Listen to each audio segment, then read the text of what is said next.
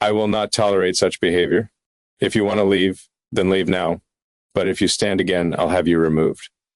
Those words echoed through the House of Commons moments before security escorted the Prime Minister out, screaming, cameras rolling, the world watching.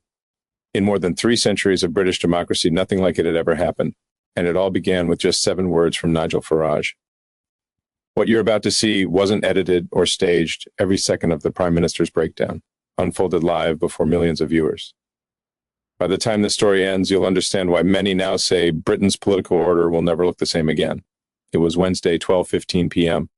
The House of Commons was full for Prime Minister's questions, the weekly ritual that pits the country's leader against his critics. Green benches filled, television cameras aimed, and millions at home tuned in. Everything appeared routine, until within 3 minutes, a scene unfolded that shattered 300 years of parliamentary tradition. Nigel Farage, leader of Reform UK, rose from his seat. Calm and deliberate, he carried leaked immigration files and a pointed accusation. Unlike his usual fiery style, Farage's tone was steady, almost surgical. Mr. Speaker, he began, the Prime Minister promised to stop the boats. Yet this year alone, we've seen 45,000 illegal channel crossings, deportation flights cancelled, hotel bills costing taxpayers £8 million per day, and now leaked documents reveal secret talks with Brussels about rejoining EU migration schemes. Each line landed with precision. Across the chamber, Starmer's jaw tightened. Labour MPs shifted uneasily. This wasn't political theater. It felt like a prosecutor reading charges. The British people voted for border control, for sovereignty. Instead, they got betrayal disguised as compassion. When will the Prime Minister admit his policies have failed? The room fell silent, sharp, tense, expectant. The words were harsh, but still within parliamentary rules. Then came the moment that changed everything. Without waiting for Speaker Lindsay Hoyle's call, Prime Minister Keir Starmer shot up from his bench. His finger jabbed across the floor as his voice broke into fury.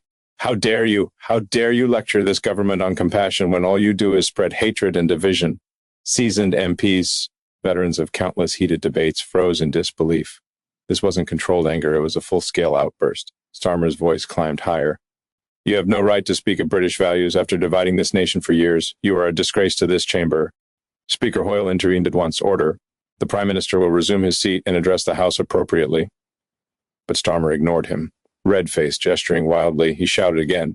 This man has no business questioning our policies when he can't even keep his own party together. The Speaker's tone sharpened like a blade. The Prime Minister will resume his seat immediately. Still, Starmer raged on, his composure gone on live television. That was when Speaker Hoyle invoked a measure almost no one alive had ever seen, standing order. 43, the chamber fell completely silent as Speaker Hoyle uttered the words, Standing Order 43. That rarely used rule grants the Speaker absolute authority to expel any member of Parliament who refuses to maintain order, even the Prime Minister himself. The Prime Minister is directed to withdraw from the chamber immediately, Hoyle announced. For a heartbeat, no one moved. You can't be serious, Starmer muttered. I am entirely serious, came the Speaker's calm reply. This House will not tolerate personal attacks in place of reasoned debate. Security, please escort the Prime Minister from the floor. Gasps rippled across the hall. Camera shutters snapped in a frenzy.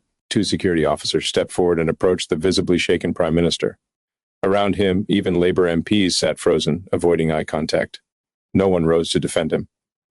This is outrageous, Starmer said weakly, but the fight had already left his voice. The guards guided him toward the exit. His shoulders sagged, his authority draining with every step. Moments later, the Prime Minister of the United Kingdom was walked out of Parliament under escort, a sight no British citizen had ever seen in modern history. Across the aisle, Nigel Farage remained standing. His tone was measured, his words sharp. This is what happens when leaders can't defend their failures. They lash out, they break down. The British people deserve leadership, not tantrums. The contrast was devastating. One man calm and composed, the other humiliated and undone.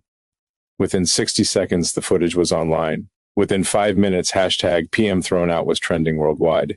Within an hour, every major network, from CNN to Al Jazeera, led with the same headline. Polls reflected the shock. Starmer's approval ratings dropped by 15 points overnight, especially across Labour's northern heartlands. Phone-ins on radio stations exploded with anger. If he can't control himself in Parliament, how can he run the country? One caller asked. Focus groups used words like unstable, unfit, embarrassing. Even longtime Labour supporters hesitated. Meanwhile, Reform UK's website crashed under a wave of new sign-ups and donations. That evening, Farage faced reporters outside Parliament. His tone was calm but cutting. What we witnessed today wasn't just a loss of temper, he said. It was a loss of authority, credibility, and the basic discipline required to lead. The Prime Minister could have answered with facts. Instead, he chose fury. Britain needs steady leadership, not emotional collapse. The clip went viral. 50 million views in 24 hours, and international media dubbed it a political earthquake. Behind closed doors, Commonwealth leaders quietly questioned Britain's stability. Inside Labour HQ, panic set in. Deputy Leader Angela Rayner reportedly called Starmer's behavior an embarrassment. Potential successors, Wes Streeting, Yvette Cooper, David Lammy, suddenly found their phones ringing nonstop. The shockwaves spread fast. By the following morning, Conservative leader Rishi Sunak was demanding an official vote of no confidence. A prime minister who cannot control himself cannot control the country, he told reporters. Constitutional experts began to weigh in on national television, asking unprecedented questions. Can a prime minister who's been ejected by the speaker still command authority? Has the speaker's use of Standing Order 43 expanded his powers beyond precedent? And did Starmer's behavior breach the ministerial code of conduct? For the next 48 hours, the country heard nothing from Starmer. No public appearances, no interviews, not even a post on social media. The silence was deafening. That vacuum allowed others to seize the narrative. Reform UK flooded every platform with side-by-side clips. Farage standing calmly at the dispatch box beside footage of Starmer's outburst. The visual contrast, control versus collapse, was brutal and effective. By the end of the week, the damage was measurable. Labour's support plummeted to 28%, its lowest point since 2019. Reform UK surged to 23%, dangerously close to overtaking Labour as the main opposition. The Conservatives climbed to 31%, regaining ground for the first time in months. And then came the number no one expected. For the first time ever, Nigel Farage ranked second in Best Prime Minister polls, trailing only Rishi Sunak, but far ahead of Keir Starmer. In Labour's former northern strongholds, Reform UK even led in several constituencies. It wasn't just a dip in popularity, it was a collapse of confidence, the kind that rewrites political maps. The media went into overdrive. The Guardian called it a moment of madness. The Mirror asked bluntly, "What have you done, Keir?" Late-night talk shows replayed the footage frame by frame. Comedians mocked it. Memes flooded social media. Thrown out of Parliament quickly became part of everyday slang. But beneath the jokes, the mood was darker. Polls revealed that public trust in government had dropped to record lows. Only 23% of Britons said they had confidence in the political system.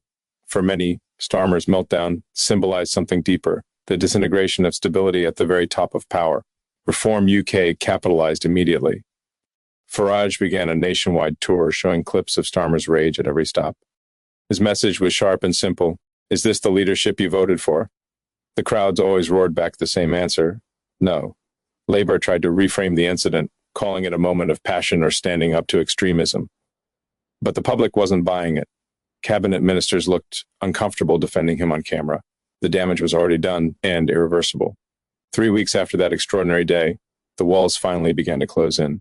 Dozens of Labour MPs submitted formal letters of no confidence in Keir Starmer's leadership. Senior party figures accused him of disgracing the office and undermining public trust. The man who had won a historic majority only months earlier now faced the fight of his political life. Cabinet meetings grew tense. Advisors resigned quietly. Every newscast carried the same question: can he survive this? Political analysts described it as a full-scale unraveling of the British establishment. What began as a heated exchange in Parliament had ignited a crisis shaking the foundations of governance itself. The Speaker's historic ejection of a sitting Prime Minister wasn't just about discipline. It symbolized a power shift that no one had foreseen.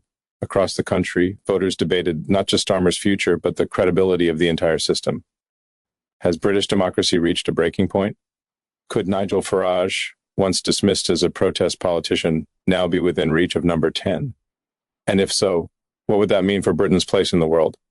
Inside Westminster, rumors swirled of leadership challenges. Outside, ordinary citizens voiced their frustration with all parties. Public confidence, already fragile, seemed to evaporate. Economists warned of market jitters. Diplomats whispered about reputational damage abroad. Then came the question that framed every headline.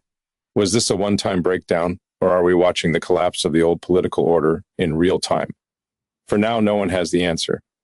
But one truth is undeniable. In modern politics, everything can change in 3 minutes. That's the story shaking Britain's halls of power. One outburst, one rule invoked, and one nation now questioning its leadership like never before. What happens next could redefine the future of British democracy. Do you think Starmer will resign? Could Reform UK keep rising? And is Britain ready for Prime Minister Nigel Farage?